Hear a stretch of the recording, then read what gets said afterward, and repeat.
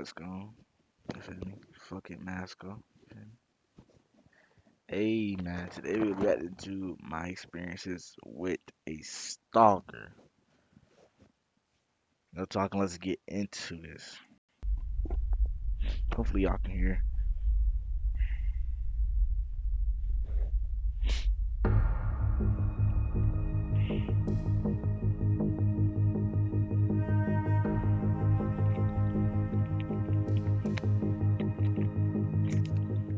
This is going to be sort of a different video of mine.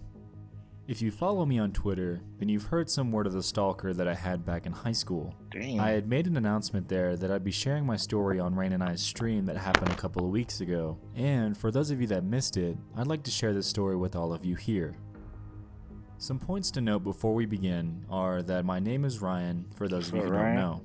Also, the stalker and myself went to two completely different high schools, and lastly, yes, I had no knowledge of any of this occurring.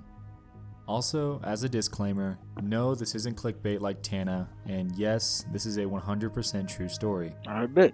With this being said, sit back, grab a fizzy beverage, and let's dive in. I ain't got no water on me. So my knowledge of the situation began back in late 2011, early 2012. I was a cashier at Chick-fil-A not far from my house. It sounds super cliche, but it was an ordinary night at work. I was working the front counter as usual, and it wasn't too crazy busy. At about 8 or so at night, two girls walked into the restaurant. One was wearing a Letterman jacket, and one wasn't. They both approached me and made their order, and if I remember correctly, it was simply 2 large sweet teas and some fries. It wasn't anything too crazy. How the fuck do you remember that? This shit was like 4 years ago. I don't know. Anyway, the way our front end was set up is we had the front counter right in front of me, tables and seating to my left, and the sweet tea container was directly behind me. Once I turned around to get their drinks, I overheard the two of them giggling and whispering to each other. Honestly, I thought that it was a little strange, but I really didn't think anything of it. I mean, come on, I work at a restaurant, this stuff happens. So I hand them their drinks, and they make their way to one of the tables over to my left, directly in view to myself. Once they finally got their order, I carried on with work as normal. I did notice, however, that they kept staring at me and giggling for the next 15 to 20 minutes or so. Hey, they might be trying to fuck. They might be like this talking, they trying to fuck. Still, nothing really that out of the ordinary, and it honestly didn't bother me. Anyway, they eventually leave after about half an hour of being in the restaurant, and then I forget about the situation since we started getting busier as the night went on. About 30 or so minutes after they were gone, I was outside by the back dumpster taking the trash out, and this is when I noticed a group of 4 people approaching me from across the parking lot. One of the girls in this group was the girl without the Letterman jacket.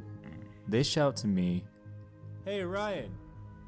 I was a little weirded out by this since they seemed too far away to be able to read my name tag. I played it cool and responded with the casual, "What's up?" They then asked, "Hey, so," random question, and don't be weirded out by this, but did you know that girl with the Letterman jacket on from earlier who you helped out? Nah, but dog. I responded, no. This was the point where they all had the exact same response. Each one of them threw their hands up in the air and exclaimed, "I knew it. I knew she was lying the entire time." I was curious here. I asked them, what does she know about me? How does she know me, and what's going on? What you talking about? They replied, "You play football, right? Yeah. Number 60, and you used to be in band." Yeah. Then I responded with the slow, "Yes." They he was were O-lineman. astonished. They then told me that what they were about to tell me might freak me out a bit, but to stay cool and they were going to handle it. They said this. What's up? "So this girl's been lying to us for months about you dating her. She has supposed text messages from you, alleged pictures that you've sent her, and an excuse every single time that we ask her to bring you around. We just had to get to the bottom of this." She might be trying to I was fuck, still man. dumbfounded. trying to However, fuck. after this, I immediately reassured them that I had no idea who she was no, and that this was incredibly What weird. you talking about? Honestly, to me at this point, it really wasn't even that scary. It was honestly just She talking about Jit? Weird. She talking about? What you talking about? Anyway, they then told me not to worry once again, and that they'll reach out to me with more info as it comes along. Still kinda weirded out, I wished them a good night, and they went on their way, and I went back to work to finish my shift. I ain't gonna cat right now. Chick-fil-A sound pretty good. But today's Sunday. That's tough. Fast forward to that night once I got home, and I received a message on Facebook. It was the girl from Chick-fil-A that came into the store with my stalker, and as we can see here, she was filling me in on the backstory of the situation.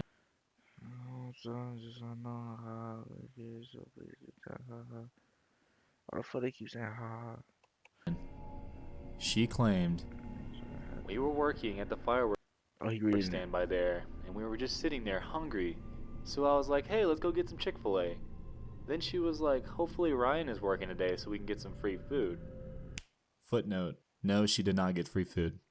Anyway, she then claimed, You gotta pay. "A lot of people kind of know that y'all aren't really dating, but we all still play along with it. So we walk in, and I kind of recognize you because she has pictures of you and is always showing people. So I was like, this looks like Ryan, and your name tag said Ryan, and I was like, F, this is her fake boyfriend." So I order my food, and I look over at her, and she's all nervous and stuff, but I pretend like I didn't recognize you or anything because I didn't want to put her on the spot and be like, "Is that Ryan?" So whatever, we eat, and she keeps looking over at you and is all nervous because she doesn't want me to recognize you. When we leave and get back to the firework place, she's like, "So, did you see that guy with the yellow Santa hat?" Anyway, I was like, "No, I don't know who you're talking about." She then described you more, and she was like, "That was Ryan." And I pretended to be all shocked and was like, "What? Damn. Why didn't you tell me?" And she was like, "Because I didn't want you to talk to him or anything." In my head, I was like, this crazy ass bitch. I then asked her why she didn't talk to you, and she was like, "I did. I asked him for a refill." So after this, she then wrapped up our conversation for that night. I kept insisting that she would add me on Facebook so the girl would know that we're on to her. However, she refused. She didn't want to ruin her friendship with her since apparently they're good friends. I thought it was strange, but whatever. She was helping me out. Jumping ahead, I'm gonna give you some background for this next segment real fast. We gotta add chat. We gotta add. We've all got a past. Nobody knows what will happen in any given moment. Who are you? It's what you do now that matters.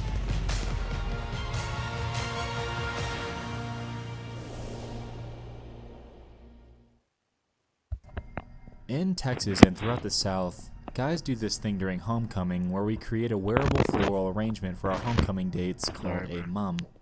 In return, the girls create a wearable garter that we wear on our arms.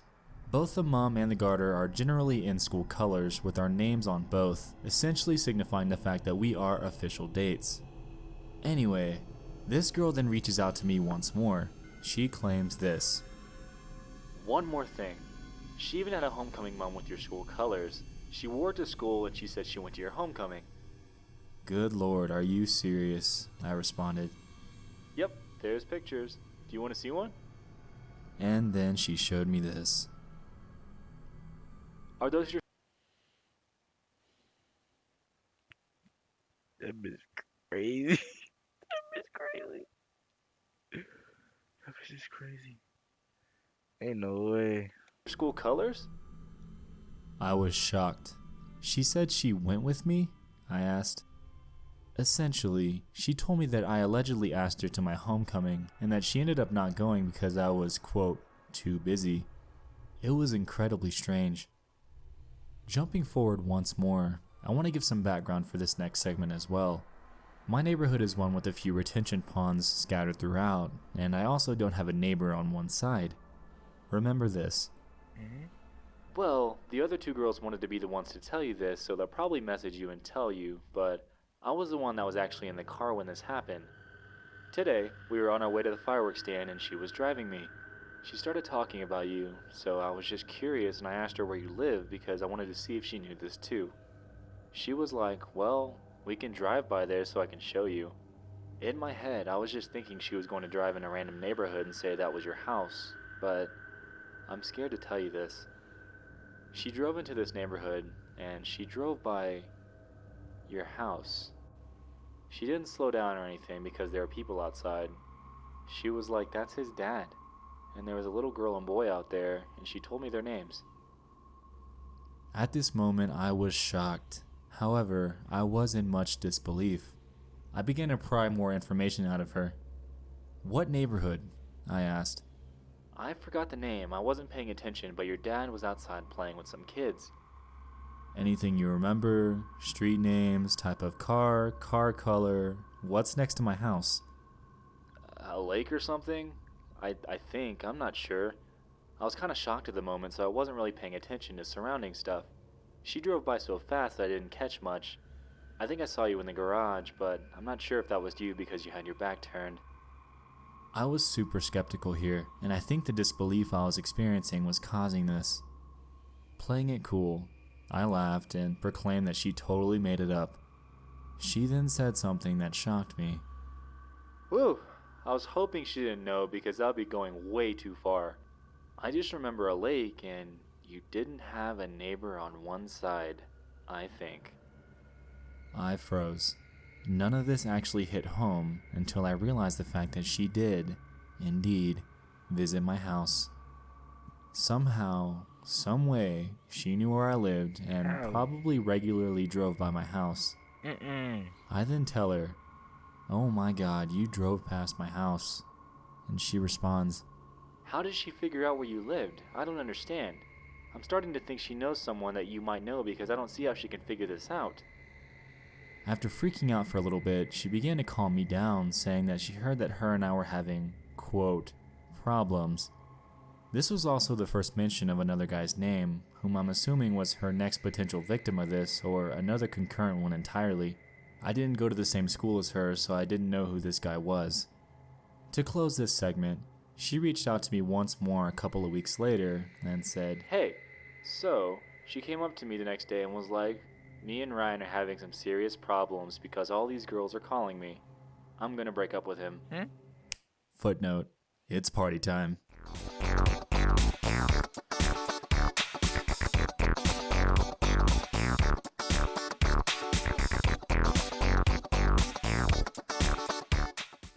Anyway, she then congratulated me for making it through this, and she knew that it would be hard for me to get over her. Ha ha. Funny. And honestly, that was the last I heard of this situation.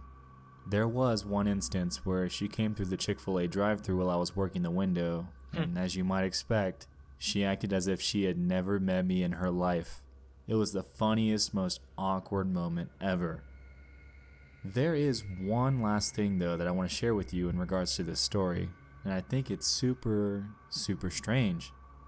So this past year was my senior year in college. I had a class with this one guy named Albert.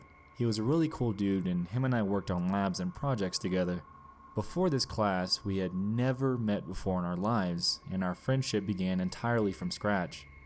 Anyway, I graduated at the end of the semester this past May, and we went our separate ways. Back in July, I was bored one night, so I was going through old Facebook message requests, and I came across a message from him from 2012, back during this entire situation. I don't know about y'all, but this music making me feel creeped out, weirded. I'm kind of scared. I don't know why. I was floored. My now friend messaged me over 5 years ago to ask me questions about the situation and to get the facts straight, and I had never seen it until this year. I immediately took a screenshot of this and sent it to him, in which he was just as shocked as I was. My, what a funny conversation that was. Something does tell me though that she's out there watching, however. My girlfriend asked me for her name a couple of weeks ago, since of course she knew of this story, and once I reminded her of the name, she told me that she thinks that she received an accidental friend request from my stalker. The request popped up on her phone, but was gone when she opened the app. It is rather strange. Anyway, this was my story, 100% from myself and what I experienced back during my senior year in high school. If it wasn't creepy enough for you, then I apologize. However, I just wanted to go off the rails here and share this story with anyone who finds stalkers particularly creepy. They can really happen to anyone, and I never would have thought that it would have happened to me until it happened. Hey man, that's crazy. Tell me what you think about that stuff. That's tough.